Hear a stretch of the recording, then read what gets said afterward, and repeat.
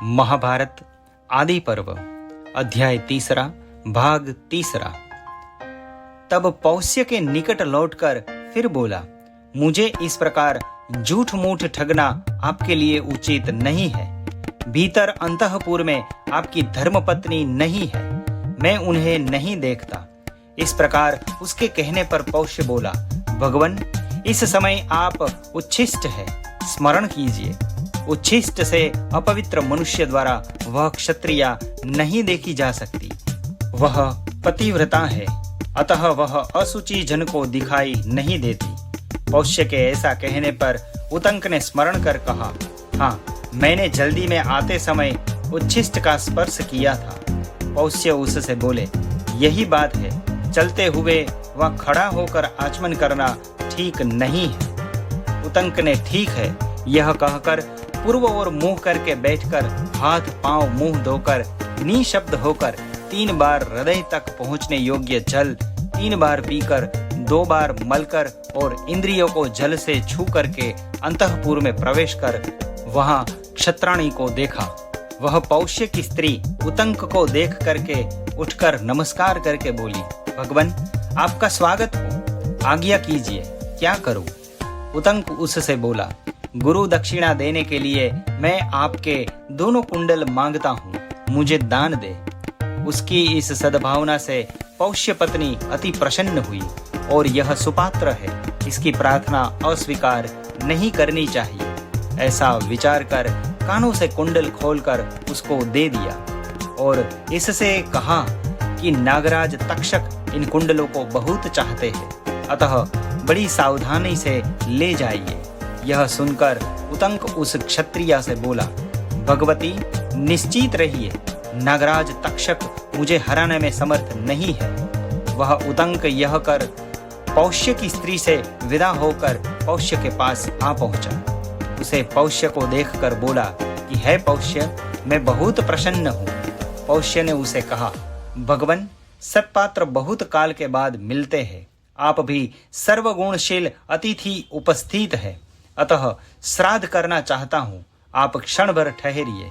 उतंक उससे बोला, थोड़ी देर के लिए ठहर सकता हूँ, जो अन्न उपस्थित हो आप वही शीघ्र लाइए, यही मैं चाहता हूँ। पौष्य ने ठीक है यह कहकर जो अन्न उपस्थित था वही लाकर उन्हें खिलाया।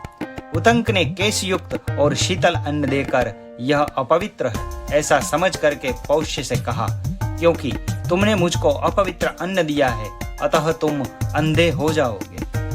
पौष्य उससे बोला, क्योंकि तुम दोष से रहित होने पर भी अन्न को दोष देते हो, अतः तुम्हारे संतान नहीं होगी। इसके बाद पौष्य ने उसकी परीक्षा कर उसकी अपवित्रता प्रत्यक्ष की। तब अन्न को खोले हुए बाल वाली स्त्री के द्वारा लाया हुआ होने के कारण केशयुक्त और अपवित्र जानकर राजा पौष्य उतंक ऋषि को प्रसन्न करने लगे। भगवन अज्ञान से ही यह शीतल और केशयुक्त अन्न लाया हूँ, अब आपसे क्षमा चाहता हूँ ताकि मुझे अंधा होना न पड़े। उतंक उससे बोला, मेरी बात मिथ्या नहीं होती, आप अंधे होकर फिर अति शीघ्र नेत्र वाले हो जाएंगे।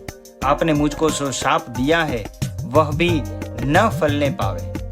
पौष्य ने उससे उत्तर दिया, साप लौटाने का सामर्थ्य मुझ में नहीं है, मेरा क्रोध अभी तक शांत नहीं हुआ है। क्या आप नहीं जानते कि ब्राह्मण का हृदय मक्खन के समान होता है, थोड़ी ही में दया पिघलाता है और उनकी वाणी में बहुत तेज धार वाला छुरा रखा हुआ होता है, अर्थात उनकी वाणी बड़ी तीक्ष्ण होती है।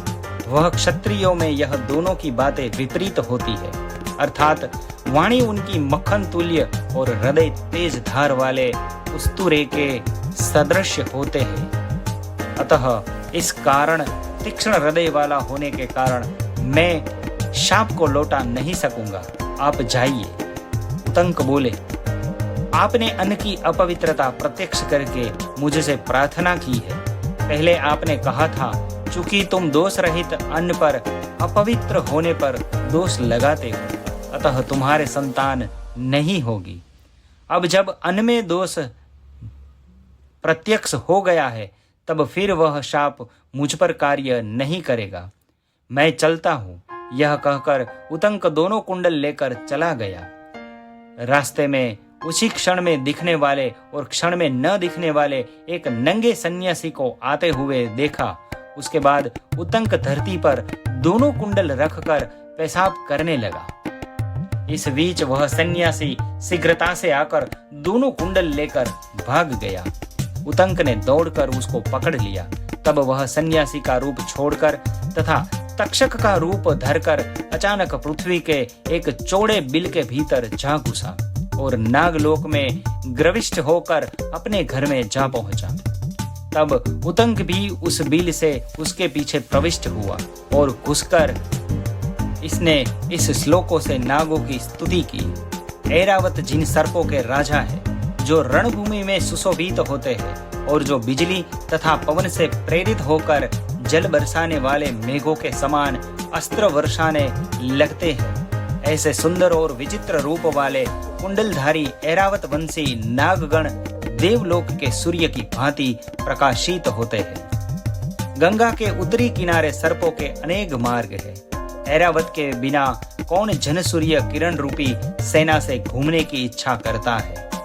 जब धृतराष्ट्र साप चलता है तब उसके पीछे 20,000 80,100 प्रगह नागदल बांधकर चलते हैं।